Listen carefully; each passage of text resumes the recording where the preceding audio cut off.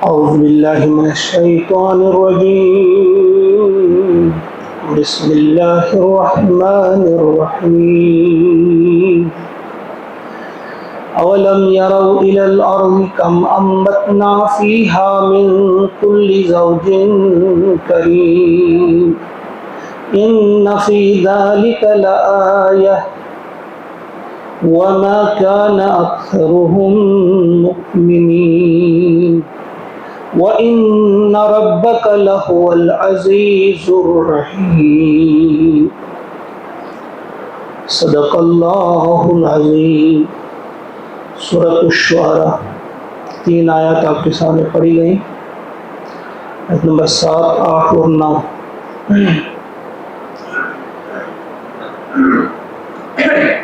چند آیات کا مطالعہ اس وقت ہم کریں گے۔ مکی صورت ہے، جیسا کل میں نے بتایا تھا آپ کے سامنے۔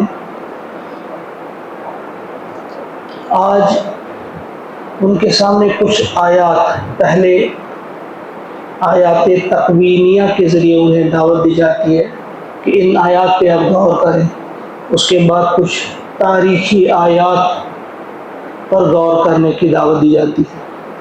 پہلے یہ جو آیات تقوینیہ ہیں، فرمایا اولم یرو، کیا یہ نہیں دیکھتے، کیا انہوں نے نہیں دیکھا، الی الارض، زمین کی طرف، کم انبتنا فیہا من کل زوج کریم، یہ کتنی کثرت کے ساتھ ہم نے نو بنو چیزیں اگائی ہیں۔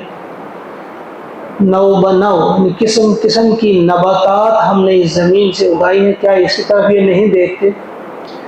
یعنی اگر یہ نشانی مانگ رہے ہیں، یہ طلب کر رہے ہیں کوئی معجزہ دکھاؤ، کوئی نشانی ہمیں دکھاؤ، تو کیا یہ نشانی کافی نہیں کہ اپنے آس پاس دیکھتے ہیں کہ کتنے لہلہاتے ہوئے کھیت ہیں، ان مرغزاروں میں اور ان شاداب باغوں میں کیا نشانیاں نہیں ہیں؟ کہ اگر یہ مخلص ہوتے، اگر یہ اندھے نہ بنتے، اگر یہ عقل سے کام لیتے تو یہ بہت بڑی نشانیاں ہیں ان کے آس پاس۔ ایک ہی چیز پہ ہم غور کرتے ہیں کہ یہ سرسب شاداب باغات اور لہلاتی کھیتیاں جو یہ دیکھتے ہیں، آسمان سے پانی جو اترتا ہے ایک ہی قسم کا پانی، زمین ایک ہی قسم کی، ایک ہی سورج کی شعاعیں، اور پھر یہ ہوا بھی ایک ہی قسم کی، لیکن جب یہاں سے اگتی ہے یہ نباتات یا باغوں میں جو پھل اگتے ہیں وہ بالکل الگ الگ قسم کے ہیں۔ آم کا اپنا ذائقہ، کیلا ہے اس کا اپنا ذائقہ، انار کا اپنا ذائقہ، سنترے کا اپنا ذائقہ، یعنی جتنے بھی پھل ہیں بے شمار پھل ہیں اور ان کا ذائقہ اپنا اپنا ہے۔ اگر اسی چیز پہ وہ غور کرتے تو وہ سمجھ جاتے کہ یہ جو سب ہو رہا ہے یوں ہی نہیں ہو رہا ہے، یہ خود سے نہیں ہو رہا ہے، بلکہ ایک حکیم کی حکمت اس کے پیچھے، وہی الحکیم جس کو کہا جاتا ہے۔ یہ سب کچھ جو کر رہا ہے یہ اللہ کر رہا ہے جو حکیم ہے، اس کے حکم سے کوئی پھل میٹھا بن رہا ہے، کوئی کھٹا بن رہا ہے، کسی کا ذائقہ ایک قسم کا ہے، کسی کا ذائقہ دوسری قسم کا۔ تو فرمایا اس میں بڑی نشانیاں تھیں ان کے لیے، کیا یہ عقل سے کام نہیں لیتے، کیا یہ دائیں بائیں نہیں دیکھتے، ان نشانیوں سے یہ سبق حاصل نہیں کرتے؟ ان فی ذلک لآیہ، بے شک اس میں نشانی ہے، وما کان اکثرهم مؤمنین، لیکن ان میں سے اکثر جو ہے ماننے والے نہیں، یعنی اکثریت ان کی ایسی ہے جو ایمان لانے کے لیے تیار نہیں، ماننے والے نہیں، سمجھ کر بھی ناسمجھ بنے گے، دیکھ کر بھی اندھے بنیں گے، سن کر بھی بہرے بنیں گے۔ گویا جس قسم کا سننا تھا وہ سنیں گے نہیں، جس قسم کا دیکھنا تھا وہ دیکھیں گے نہیں، اس انداز سے دیکھیں گے نہیں۔ وَإِنَّ رَبَّكَ لَهُوَ الْعَزِيزُ الرَّحِيمُ، وَإِنَّ، اور بے شک، رَبَّكَ، تیرا رب جو ہے، لَهُوَ الْعَزِيزُ الرَّحِيمُ، وہ العزیز ہے اور الرحیم ہے۔ یعنی ایسا نہیں کہ وہ کوئی، یعنی اگر یہ دوسرے قسم کا کی نشانی ڈھونڈتے ہیں یعنی عذاب، تو پھر عذاب جب کسی قوم پر وہ لاتا ہے، پھر کوئی اس کا ہاتھ نہیں پکڑ سکتا۔ وہ قادر ہے اس بات پر بھی، وہ العزیز ہے، غالب ہے، طاقت والا ہے کہ وہ عذاب بھی لا سکتا ہے، لیکن پھر مان کر کوئی فائدہ نہیں، پھر یہ تباہ و برباد کر دیے جائیں گے۔ تو وہ اس بات پہ قادر ہے کہ وہ ان کو صفحہ ہستی سے مٹا سکتا ہے، وہ العزیز ہے، مگر کیوں نہیں مٹا رہا ہے؟ ساتھ ہی وہ الرحیم، یعنی اکثر آپ دیکھتے ہیں العزیز کا الحکیم آتا ہے، وہ العزیز الحکیم، لیکن یہاں العزیز الرحیم آیا کیونکہ یہاں یہ بات سمجھانی تھی کہ اگر تم عذاب کا مطالبہ کرتے ہو، اگر عذاب نہیں آ رہا ہے تو یہ اللہ تعالیٰ کی سنت امحال ہے۔ سنت امحال کیا ہوتا ہے؟ آپ نے پڑھا ہے امہلہم رویدا، مہلت، یہ مہلت دینے والی سنت ہے اللہ تعالیٰ کی۔ اللہ تعالیٰ مہلت دیتا ہے، اس میں ان کا بھلا ہے، وہ ابھی چانس دے رہا ہے ان کو کہ اب بھی آ جاؤ، سمجھو، غور و فکر کرو، ان نشانیوں سے فائدہ اٹھاؤ، واپس آ جاؤ اپنے اللہ کی طرف، واپس آ جاؤ اپنے مولا کی طرف۔ تو یہ ان کو مہلت دی جا رہی ہے، ورنہ وہ العزیز ہے، وہ غالب ہے، وہ کسی بھی وقت عذاب میں گرفتار کر سکتا ہے۔ یہ تھی آیات تکوینیہ، یعنی آپ نے آس پاس دیکھو کیا کچھ بن رہا ہے، کیسے بن رہا ہے، اللہ تعالیٰ کس طرح سے اس مردہ زمین کو زندہ کرتا ہے، پھر قسم قسم کی چیزیں ہمیں کھلاتا ہے جن میں حسن بھی ہے، لذت بھی ہے، حسن بھی ہے۔ اگر کھانے کی کوئی چیز کوئی ہمیں پیش کی جاتی جس سے ہماری بھوک مٹتی، لیکن بدصورت قسم کی ہوتی، مٹی جیسی دی جاتی، تو کیا مزہ ہوتا اس میں۔ لیکن ہمیں جو چیزیں ہمیں چاہیے وہ دی، اور دی بھی بڑی خوبصورت انداز سے۔ آم کا اپنا ایک ڈیزائن، کیلے کا اپنا ہے، سنترے کا اپنا ہے، انار کا اپنا ہے، اور خوبصورتی بھی ان میں اور لذت بھی ان میں، بدصورتی نہیں۔ تو فرمایا ان میں بڑی نشانیاں تھیں اگر یہ عقل سے کام لیتی۔ یہ تو آیات تکوینیہ ہوئی، اب تاریخی آیات، ان میں 7 قوموں کا تذکرہ ہم پڑھیں گے۔ 7 قوموں کا تذکرہ گویا ان قوموں کو ہمارے سامنے رکھا کہ تاریخ سے سبق حاصل کرو۔ ہمیں سمجھائی جا رہی بات، آج کے دن ہمیں سمجھائی جا رہی بات ان قوموں کا تذکرہ کر کے۔ تو سب سے پہلے جس قوم کا تذکرہ کیا وہ قوم فرعون ہے، جسے ظالم قوم کہا گیا ہے، پہلے ان کا تذکرہ کیا گیا۔ فرمایا وَإِذْ نَادَا، اور جب پکارا، رب کا تیرے رب نے، اور جب تیرے رب نے پکارا موسیٰ علیہ السلام کو، اَنِئْتِ الْقَوْمَ الظَّالِمِينَ، کہ تو جا قوم ظالم کے پاس، تو ظالم لوگوں کی طرف جا۔ ظالم لوگ، ظالم قوم ان کو کہا، اصل نام ان کا فرعون کی قوم کا نام ہی رکھا اللہ تعالیٰ نے ظالم قوم۔ وہ کس قدر ظالم تھے؟ فرعون ذی الاوتاد، آپ نے پڑھا، کئی جگہوں پہ پڑھا ہے، ذی الاوتاد، نیکھوں والا فرعون، نیکھوں والا فرعون۔ اور اس کے ظلم کی داستانیں کتنی ہیں، کس کس قسم کی ہیں، کسی وقت ان پر تذکرہ کریں گے۔ ہمارے ظالم لوگ ان کے پاس جاؤ۔ وہ ظالم قوم کون سی ہے؟ قوم فرعون، یعنی فرعون کی قوم۔ یہاں نام سے پتہ چلتا ہے کہ اصل نام ان کو جو دیا اللہ تعالیٰ نے ظالم قوم کا نام دیا، پھر وضاحت کی کہ یہ ظالم قوم کس کا نام ہم نے رکھا ہے، وہ فرعون کی قوم۔ کتنے بڑے ظالم تھے وہ، قوم فرعون، فرعون کی قوم۔ الا یتقون، کیا وہ ڈرتے نہیں؟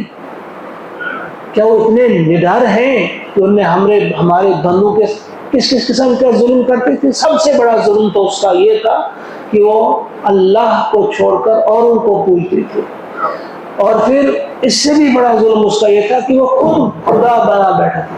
وہ کہتا تھا انا ربکم الاعلی، میں تمہارا بڑا رب ہوں۔ ایک ظلم تو یہ تھا، بہت بڑا ظلم۔ اور پھر اس کے ساتھ ساتھ بنی اسرائیل کو انہوں نے غلام بنا کے رکھا، ان کے ساتھ سختی کے ساتھ پیش آتے تھے، ایک تو بڑا کام ان سے لیتے تھے، انہیں بہت زیادہ ستاتے تھے، ان کو بالکل چھوٹا بنا کے رکھا تھا انہوں نے۔ تو فرمایا کیا وہ ڈرتے نہیں؟ جب یہ ذمہ داری سونپی گئی موسیٰ علیہ السلام کو، تو موسیٰ علیہ السلام نے کیا کہا؟ قال رب انی اخاف ان یکذبون، موسیٰ علیہ السلام نے کہا میرے رب، انی اخاف، میں ڈرتا ہوں، ان یکذبون، کہ وہ کہیں مجھے نہ جھٹلائیں، کہیں مجھے جھٹلا نہ دیں، یعنی وہ میری تعذیب نہ کریں۔ مجھے اس کا خدشہ ہے کہ وہ میری تکذیب کریں گے. وہ یضیق صدری، اور دوسری چیز یضیق تنگ ہوتا ہے صدری میرا سینہ، یعنی میرا سینہ جو ہے میرا دم گھٹتا ہے، میرا دم گھٹتا ہے، میرا سینہ تنگ ہوتا ہے. ولا ینطلق، اور نہیں چلتی ہے لسانی میری زبان. فارسل الی ہارون، تو آپ بھیجیے ہارون کی طرف، یعنی ہارون کو رسالت عطا کیجیے. فارسل یعنی آپ پیغام بھیجیے یہ کس کی طرف؟ الی ہارون، ہارون کی طرف. دو تین باتیں یہاں کہی گئی. پہلی یہ کہ مجھے خدشہ ہے کہ وہ مجھے جھٹلائیں گے.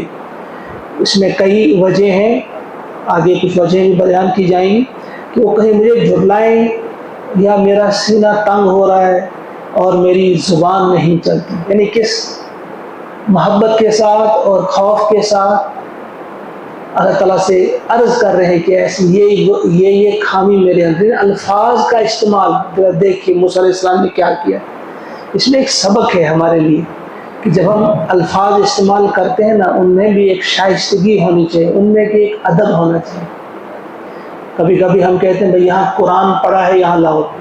قرآن پڑھا کی جگہ ہم کہہ سکتے ہیں یہاں قرآن رکھا ہوا، یہ پڑھا ہوا ہم کیوں کہتے ہیں؟ یعنی جب اس قسم کی چیزیں بھی، وہاں قرآن ہے، ہم قرآن کے ساتھ شریف کیوں نہیں لگا سکتے؟ قرآن شریف، قرآن مقدس، قرآن حکیم. تو یہ یعنی الفاظ کا بھی جو استعمال ہے یہ بھی ہمیں سکھاتی ہے آیات کہ آپ کے الفاظ کیسے ہو. کوئی بات مانگنی ہو تو کیسے مانگیں گے، کوئی گفتگو آپ نے کرنی ہو تو کس قسم کی گفتگو ہونی چاہیے. الفاظ کا انتخاب بھی ایک اہم چیز ہے. تو انہیں گزارش کی، دعا کی کہ میرے اندر یہ اور یہ کمی ہے، آپ اس کو رسالت عطا کیجئے ہارون. باقی دو جگہوں پہ کہا گیا کہ آپ ہارون کو میرا مددگار بنا دیجئے، ردن، ان کو میرا مددگار بنا دیجئے. وہ افصح منی، وہ مجھ سے زیادہ فصیح اللسان ہے، وہ زیادہ اچھی گفتگو کرتا ہے، میری زبان میں لکنت ہے، میری زبان میں لکنت ہے، وہ فصیح ہے زیادہ. وہاں دو جگہوں پہ کہا گیا کہ اس کو میرا مددگار بنا دیجیے، لیکن یہاں کہا گیا ہے کہ اسی کو رسالت عطا دیجیے. تو کچھ مفسرین نے لکھا ہے کہ پہلے یہی دعا کی ہے موسیٰ علیہ السلام نے کہ میری جگہ انہیں آپ رسالت دیجیے. جب دیکھا کہ نہیں، میری سلیکشن ہو گئی ہے کہ مجھے ہی رسول بنایا جائے گا، پھر وہ دعائیں کی ہیں کہ پھر میرے ساتھ میرے بھائی کو، اخی ہارون اخشدد بھی، اس کو میرا مددگار، وہ میرا بھائی ہے، وہ میرا وزیر، اس کو بنا لیجیے میرے اہل خانہ میں سے. تو پھر اس کو وہ دعا قبول کر دی گئی. اور ایک اور بات یہاں بتائی موسیٰ علیہ السلام نے، اس وجہ سے بھی انہوں نے کہا کہ ہارون کو رسالت عطا کی جائے. وَلَهُمْ عَلَيَّ ذَنْبٌ، موسیٰ علیہ السلام نے کہا کہ وَلَهُمْ، اور ان کے پاس ہے، علیہ میرے خلاف، ذنب ایک جرم، ایک گناہ، یعنی ان کے ہاں میں ملزم بھی ہوں. کیا تھا وہ جرم، کیا تھا وہ گناہ؟ آپ سب جانتے ہیں کہ کیوٹی کو جو گھونسا مارا تھا، نیت تو اس کو قتل کرنے کی نہیں تھی، بس گھونسا ایک مارا تھا لیکن وہ مر گیا. تو پھر وہ تو ان کی تلاش ہی تھی، وہ تو پہلے ہی سے مطلوب تھے. تو فرمایا کہ ان کے ہاں میرا ایک میں مجرم بھی ہوں ان کے ہاں، ان کے نزدیک. فَأَخَافُ أَن يَقْتُلُونِ، تو میں گھبراتا ہوں کہ کہیں وہ مجھے قتل نہ کر دیں. یہ مفسرین نے لکھا ہے کہ قتل کرنے سے وہ ڈرتے نہیں تھے کہ میں مر جاؤں گا، بلکہ انہیں جو اصل خوف تھا کہیں وہ پیغام رہ نہ جائے جس پیغام کو لے کر مجھے بھیجا جا رہا ہے اللہ تعالیٰ کی طرف. یعنی کہیں ایسا نہ ہو کہ کوئی کوتاہی رہ جائے اس پیغام پہنچانے میں ابھی شروع ہی کروں اور مجھے قتل کر دیں. موت کا ڈر موسیٰ علیہ السلام کو تو تھا نہیں، اللہ کے لیے مرنے کے لیے تو کوئی خوف ان کے پاس نہیں تھا، لیکن وہ اس اندیشے میں گرفتار تھے کہ کہیں ایسا نہ ہو کہ ابھی میں شروع ہی کروں اللہ کا پیغام سنانا، کیونکہ میں ان کے ہاں مجرم ہوں. میں نے وہاں سے راہ فرار اختیار کی تھی، میں مدین کی طرف بھاگ گئے تھے۔ اب 8-10 سال کے بعد اب انہیں نبوت عطا کی جا رہی ہے اور کہا جا رہا ہے جاؤ فرعون کے پاس، اسی فرعون کے پاس جاؤ جس کے ہاں آپ نے رہے ہیں، جس فرعون کو آپ کی تلاش ہے، ڈیتھ وارنٹ آپ کے خلاف ہے، اسی فرعون کے پاس جاؤ اور اسے کہو کہ میں خدا کا رسول ہوں اور یہ پیغام میرا اس تک پہنچاؤ۔ تو موسیٰ علیہ السلام نے یہی بات سوچی کہ میں پیغام سنانا شروع کروں، کیونکہ میں وہاں مجرم ہوں، کہیں وہ پہلے ہی مجھے قتل نہ کر ڈالے۔